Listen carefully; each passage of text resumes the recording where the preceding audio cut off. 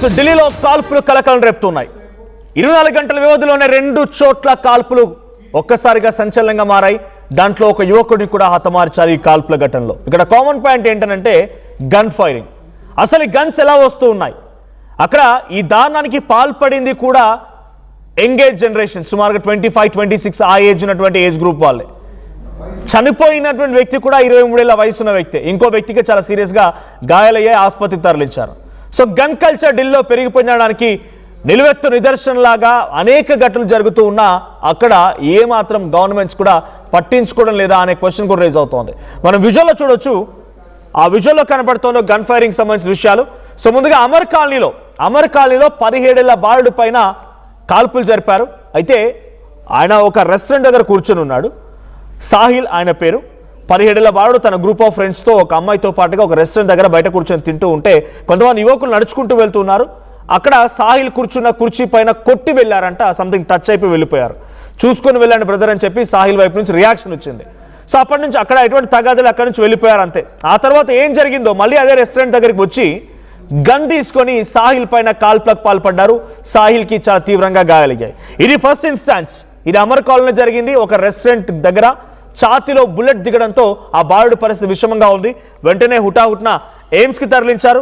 First and ఫార్మోస్ట్గా ఆయన ఎయిమ్స్కి ఒక private ఆసుపత్రి తీసుకెళ్లారు. అక్కడ మూల్చంద్ హాస్పిటల్ తీసుకెళ్లారు, చికిత్స అందించారు. అక్కడ నుంచి ఎయిమ్స్ ఆసుపత్రి తరలించారు. సో ప్రెసెంట్ వెంటిలేటర్ పైన చికిత్స తీసుకుంటున్నాడు. ఈ ఘటన ఒక రకంగా ఉంటాయి. ఇంకో ఘటన ఖజూరికాస్ ప్రాంతంలో పిఎస్ పరిధిలో ఉన్నటువంటి 23 ఏళ్ల యువకుడు ఆయన రజా మెవాతి పైన ఈ రకమైనటువంటి దారుణమే జరిగింది. ఓ యువకుడిని చాలా దారుణంగా కొంతమంది గుర్తులు దుండగులు కాల్చి చంపారు. మృతుడు రజా మెవాతి అలియాస్ అకీబ్గా గుర్తించారు. అయితే పాత కక్షల నేపథ్యంలోనే ఈ దారుణమైనటువంటి హత్య జరిగిందన్నట్టుగా పోలీసులు గుర్తించారు. హత్య ఎవరు చేశారన్న దానిపైన అనేక రకాలుగా కొంత పోలీసులు విచారిస్తూ ఉన్నారు. సో మన రెస్టారెంట్ విజువల్ చూస్తున్నాం. ఫస్ట్ విజువల్ మీరు గమనించండి, ఒక రెస్టారెంట్ విజువల్. సో ఆ రెస్టారెంట్ దగ్గర ఓ యువకుడు గ్రూప్ ఆఫ్ ఫ్రెండ్స్తో కలిసి అక్కడ కూర్చొని ఏదో తినడానికి వచ్చాడు. ఆ సమయంలో సాహిల్ అనేటువంటి ఆ వ్యక్తి, ఇదంతా జరిగింది మొదటి ఇన్స్టాన్స్లో అమర్ కాలనీలో, సౌత్ ఈస్ట్ ఢిల్లీ అమర్ కాలనీలో ఆ చేయి తగిలిస్తూ వెళ్ళినటువంటి యువకుల్ని కొంచెం జాగ్రత్తగా వెళ్ళండి, చూసి వెళ్ళండి అని చెప్పి సాహిల్ సమాధానం చెప్పడంతో అక్కడి నుంచి వెళ్ళిపోయి తిరిగి మళ్ళీ ఒక 5-10 నిమిషాలకి వచ్చి గన్తో ఫైరింగ్ మొదలు పెట్టారు. ఆ గన్ ఫైరింగ్లో ఆ యువకుడికి చాలా తీవ్రంగా గాయాలు. రెండో ఇన్స్టాన్స్లో మిట్ట మధ్యాహ్నం ఆల్మోస్ట్ అది కూడా నైట్ టైమే. సో అక్కడ ఆ రకంగా గన్తో కాల్చి పారిపోతున్నారు నిందితులు. మన నెంబర్ కనబడుతోంది 1, 2 and 3. ఈ ముగ్గురు యువకులు గన్తో ఫైర్ చేసి అక్కడి నుంచి పరారైపోయారు. సో డైరెక్ట్గా దేశ రాజధాని ఢిల్లీ నడిబొడ్డున జరిగినటువంటి 2 ఘటనలు 24 గంటల వ్యవధిలోనే ఒకదాని తర్వాత ఒకటి 2 కూడా కామన్ పాయింట్ గన్ ఫైరింగ్ తోనే. అసలు యువకులకి గన్ ఎలా వచ్చింది? అక్కడ చూడండి, ఆ యువకులు పారిపోతున్న నిందితులకు సంబంధించి ఆ దృశ్యాలు చూసినా కూడా అక్కడ ఏమాత్రం కూడా వారేదో పెద్ద వయసున్న వాళ్ళు మాఫియానో డాన్సో కాదు. వాళ్ళంతా సామాన్యమైనటువంటి యువకులు. ఈ గన్ కల్చర్ ఎలా పెరిగిపోయింది? ఇంతటి స్థాయిలో గన్ కల్చర్ పెరిగిపోవడానికి కారణం ఏంటి? ఈ గన్స్ ఎలా అవైలబిలిటీగా ఉన్నాయి? అక్కడ గన్స్ ఎలా వస్తూ ఉన్నాయి? ఇలా అనేక క్వశ్చన్స్ రేజ్ అవుతున్నాయి. గవర్నెన్స్ మారింది, వాళ్ళ రూల్స్ చేంజ్ అవుతున్నాయి, వాళ్ళ ప్రియారిటీస్ చేంజ్ అవుతున్నాయి, కానీ ఈ కల్చర్ మాత్రం తగ్గడం లేదు. దేశ రాజధాని ఢిల్లీ నడిబొడ్డున జరిగినటువంటి ఈ సంఘటన ఒక్కసారిగా షాక్ గురి చేసింది. 2 యువకుల్ని గన్తో పేల్చి పరారయ్యారు నిందితులు. ఒక యువకుడు మరణిస్తే మరో యువకుడు, మైనర్ యువకుడు ప్రస్తుతానికి ఆసుపత్రిలో చికిత్స పొందుతూ ఉన్నాడు, వెంటిలేటర్ పై చికిత్స పొందుతూ ఉన్నాడు. సో ఢిల్లీలో జరిగినటువంటి ఈ కాల్పుల సంఘటన పైన ఇప్పుడు పోలీసులు పెద్ద మొత్తంలో ఇన్వెస్టిగేషన్ టీమ్స్ని పంపారు. సో ఈ గన్ కల్చర్ నుంచి కూడా రూట్ కాజ్ని కిల్చాలనే ఆలోచనతో ఢిల్లీ పోలీసులు ఉన్నట్టు తెలుస్తోంది.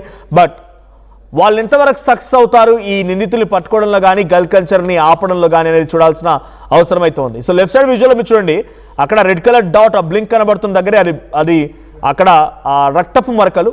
సో ఆ యువకుడిని హతమార్చిన తర్వాత అక్కడే పడిపోయి కొట్టుమిట్టాడుతూ ఉండగా వెంటనే మూల్చంద్ ఆసుపత్రికి, ఆ తర్వాత ఎయిమ్స్ ఆసుపత్రి తరలించారు. ప్రస్తుతం వెంటిలేటర్ పై చికిత్స పొందుతున్నాడు. సో ఖజూరి కాస్ దగ్గర మరో ఇన్సిడెంట్. అక్కడ కూడా రాజా మెవాతి అనేటువంటి ఒక 23 ఏళ్ల యువకుడిని చాలా దారుణంగా పాత కక్షల్లో భాగంగానే హతమార్చినట్టు తెలుస్తోంది. మా క్రైమ్ రిపోర్ట్ ఇన్నారెడ్డి సిద్ధంగా ఉన్నారు. ఇన్నారెడ్డి, ఢిల్లీలో వరుస ఘటనలు 24 గంటల వ్యవధిలోనే ఒకదాని తర్వాత ఒకటి చోటు చేసుకున్నాయి ఈ ఘటనలన్నీ కూడా. సో దేశ రాజధాని ఢిల్లీ నడిబొడ్డున జరిగినటువంటి 2 ఘటనలు కూడా ఇప్పుడు షాక్ గురి చేస్తూ ఉన్నాయి. సో గన్ కల్చర్ పెరిగిపోయిందనడానికి ఇది ఒక నిదర్శనంగా చూడాలి. చాలా కొంతకాలంగా ఇదే రకమైన గన్ కల్చర్ ఢిల్లీలో ప్రివేల్ అవుతోంది. సో ప్రజెంట్ ఇన్స్టాన్సెస్ పైన అప్డేట్స్ ఏంటి, దీనిపై గవర్నమెంట్ నుంచి కానీ పోలీస్ నుంచి కానీ రియాక్షన్స్ ఏమొస్తున్నాయి? మనోజ్, మనం గమనించవచ్చు గన్ కల్చర్ అనేది ఇప్పుడు ఢిల్లీలో 2 సంఘటనలు ఒకేసారి జరగడం తోటి ఒక్కసారిగా మొత్తం దేశవ్యాప్తంగా కూడా ఉలికిపట్టడం అయిపోయింది. అయితే నేషనల్ క్రైమ్ బ్యూరో రికార్డ్స్ ప్రకారం కూడా గన్ కల్చర్ పెరిగిపోతా ఉంది. అక్రమంగా గన్లు చాలా యథేచ్ఛగా దొరుకుతా ఉన్నాయి. ఎవరైతే క్రిమినల్ మైండ్ తో ఎవరైతే ఉన్నారో ఆ క్రిమినల్స్ కి ప్రతి ఒక్కరి దగ్గర లైసెన్స్ లేని గన్లు చాలా ఉన్నాయనే విషయాన్ని కూడా నేషనల్ క్రైమ్ బ్యూరో రికార్డ్ ఇప్పటికే కొంత సమాచారం బయటపెట్టింది. ఇప్పుడు ఈ రోజు దీనికి సంబంధించిన వ్యవహారంలో ఢిల్లీలో ఒక్కసారిగా 2 ఘటనల్లో డైరెక్ట్ గా గన్ తో ఫైర్ చేసిన ఘటనలు చూస్తా ఉంటే ఎంత మేరకు ఈ గన్ సైలు అందుబాటులో ఉన్నాయి, అది కాకుండా ఎవరైతే క్రిమినల్ బ్యాక్గ్రౌండ్ ఉందో, ఎవరైతే క్రిమినల్స్ గా రికార్డులో ఉన్నారో వాళ్ళందరి దగ్గరగా అనఫిషియల్ గా గన్స్ ఉన్నాయన్నది మాత్రం చాలా స్పష్టంగా అర్థమవుతా ఉంది. ఈ గన్ కల్చర్ కనుక పెరిగిపోతే ఖచ్చితంగా ఇలాంటి దారుణాలు ఇంకా చాలా జరిగే అవకాశం ఉందని చెప్పని కూడా గతంలోనే నేషనల్ క్రైమ్ రికార్డ్స్ బ్యూరో హెచ్చరికలు జారీ చేసింది. ఆ హెచ్చరికల నేపథ్యంలోనే ఒక్కసారిగా ఢిల్లీలో ఈ 2 ఘటనలు జరగటం, అది కూడా మన ఢిల్లీలో అమెరికాలో 17,000 బాడు మీద జస్ట్ చిన్న కారణంతో కాల్పులు జరపడం, మరొక ఇష్యూలో పాత కక్షల నేపథ్యంలో కాల్పులు జరపడం మనం హైదరాబాద్ లో చూసాం. హైదరాబాద్ లో కూడా ఎవరైతే క్రిమినల్ రికార్డ్స్ ఉన్నాయో క్రిమినల్ రికార్డ్స్ ఉన్న ప్రతి వాళ్ళ దగ్గర కూడా గన్స్ అయితే ఉన్నాయి, ఇల్లీగల్ గన్స్ అయితే ఉన్నాయని చెప్పన్న విషయం కూడా చాలా సార్లు కన్ఫర్మైపోయింది.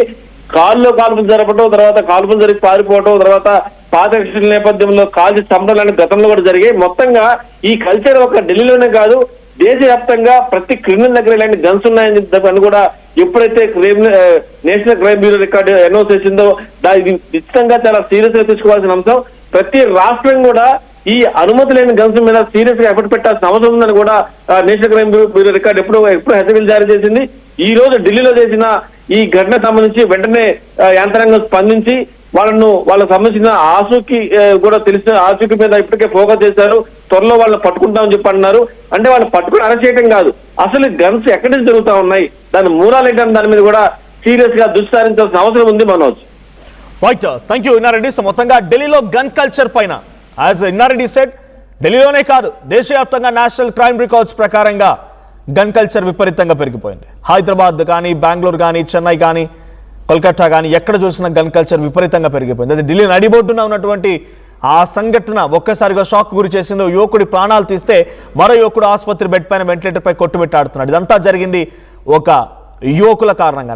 అంటే ఈ పెద్ద డానో మాఫియానో గన్ కల్చర్ పెరగడానికి ఈ స్థాయిలో జరిగిందని అంటే రియల్ ఎస్టేట్ మాఫియానో అని అనుకుంటే పొరపాటే. అంతా యువకులు, ఎంగేజ్ 25-30 ఆ లోపున్న వాళ్ళే, ఇంకా 25-30 కూడా కాదు. సో 25 లోపున్న వారే ఒక కుర్చీకి చేయి తగిలిస్తే జాగ్రత్తగా వెళ్ళండి చెప్పినందుకు యువకుడిని గన్తో కాల్చారు. ఆసుపత్రి బెడ్పై చికిత్స పొందుతూ ఉంటే ఇంకో చోట పాత కక్షలంట. అవి పాత కక్షలు అంటే వాళ్ళేం పెద్ద వయసులో లేక 23 యువకుడిని హతమార్చారంటే వాళ్ళ వయసు ఏ మాదిరిగా ఉంటుందో అర్థం చేసుకోండి. అయితే లవ్ అయి ఉండాలి, లేదంటే ఇంకేదైనా చాటింగ్స్ కానీ పొలిటికల్ ఇంటర్ఫరెన్స్ కానీ అయి ఉండాలి. సో ప్రస్తుతం జరిగినటువంటి ఈ 2 ఇన్స్టాన్సెస్లో గన్ కల్చర్ పెరిగిపోయింది అనేది చాలా స్పష్టంగా కనబడుతోంది. But how come Delhi police will try to restrict the gun culture from Delhi, or నిందితులు ఎలా సక్సెస్ఫుల్గా పట్టుకుంటారు, దీని రూట్ కాజ్ని ఎలా కిల్ చేస్తారో చూడాలి.